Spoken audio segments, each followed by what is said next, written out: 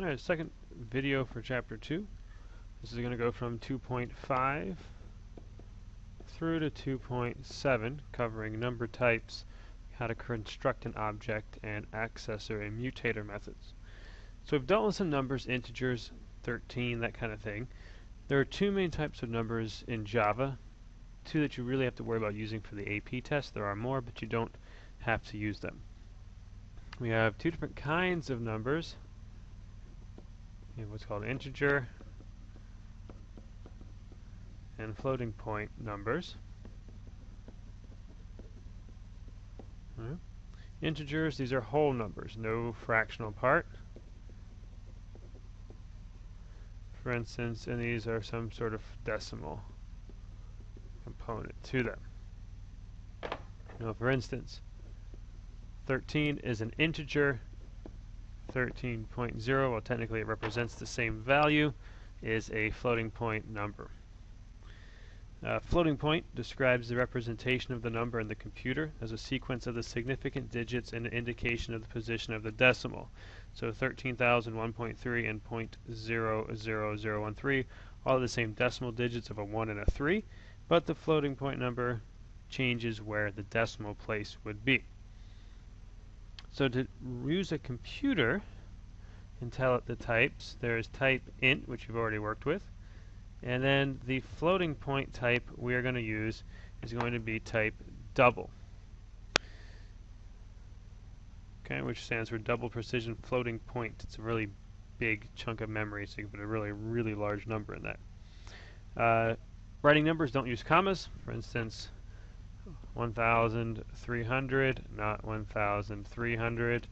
You don't use a comma. And if you need to write scientific notation, for instance, 1.3 times 10 to the minus fourth, Java will recognize that if you write it as 1.3 e minus 4. So exponential notation in Java, write it like that. Now, generally, doubles are pretty safe, although they do have a few quirks that we'll get into later. Integers are also kind of weird, but they do have a few advantages. They take less storage space, they process faster, and you don't get rounding errors, which we'll get into a little bit later. So there's some sort of specific sort of tricks that we'll can get into much later, in which using an integer gets you specific results. You're going to use double anytime you have a quantity that might have a fractional part. And in Java, number types, int, double, and the rest of them, these are what is called, that is touchy, primitive types. Okay, they are not objects. They're not classes. They are not anything like that. All right, they don't have methods. They are what's called primitive types. If I say int n equals 15, 15 is whatever it blocks off the memory allocation for n, it actually puts the binary representation of number 15 in there. That's what's in there. Okay, so think primitive types, sort of the vocabulary for this section. Math, I can do math on numbers. I can add, subtract, multiplication is the asterisk symbol, and division, things like that. Order of operations does matter. So if I want to do x plus y and multiply that whole thing times 2, I have to do it like that. If you just shorthand and forget the asterisk symbol, it won't know what you're trying to tell it to do. Alright, the last little bit, 2.6, constructing objects. So how to tell a computer to actually create an object from a class so that you can then start using it and working with the methods. So we need to learn how to construct a new object. This is page 44 in the book, 2.6, constructing objects. So we're going to mess with the rectangle class, which would be a new class for us. So objects of type rectangle, they describe rectangular shapes. Not actually a graphical application, this is just a sort of numerical representation. A rectangle object isn't actually a shape, it's an object that contains a set of numbers that describe a rectangle. So we get an x and y coordinate of the top left corner. So if I were to draw a rectangle in the computer, this little corner here has an x and a y and a plane. That information, as well as my width and the height of my rectangle, those 4 pieces of information are stored in a rectangle class. That's all it actually has.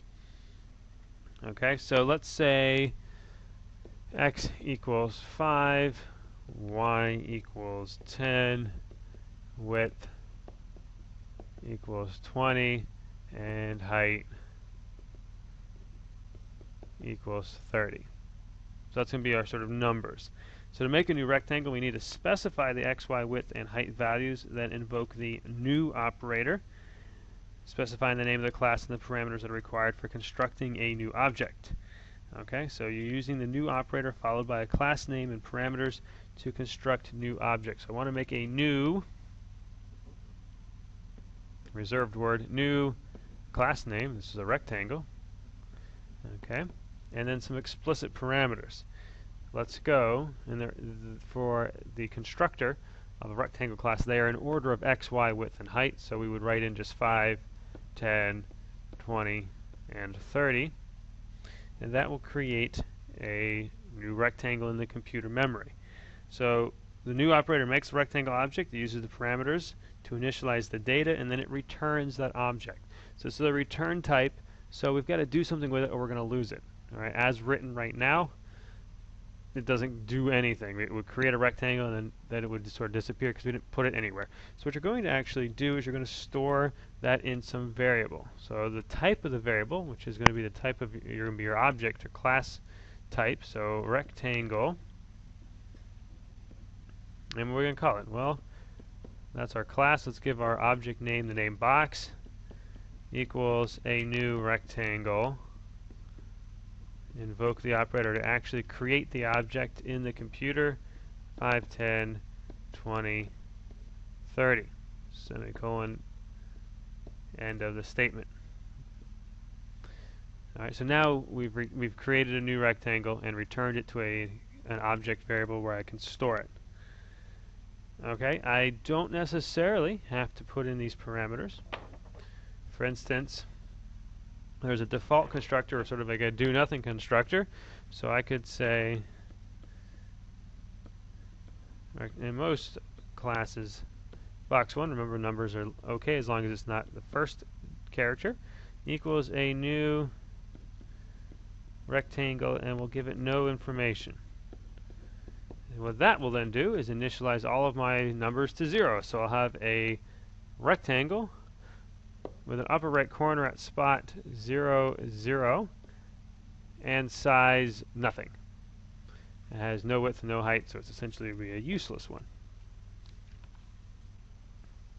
So that is how you construct a new object, how you use math as well as the number types. So just quick review. Int and double are your 2 number types you're going to use. These are primitive. That means that is to say they're not objects of a class. They don't have methods.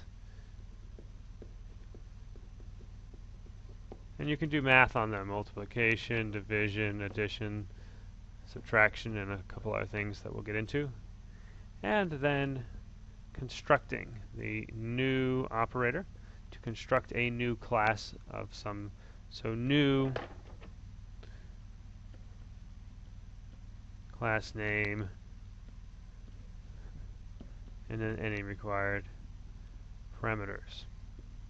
So anytime you want to make a new something, you got to call and use the word new to do so.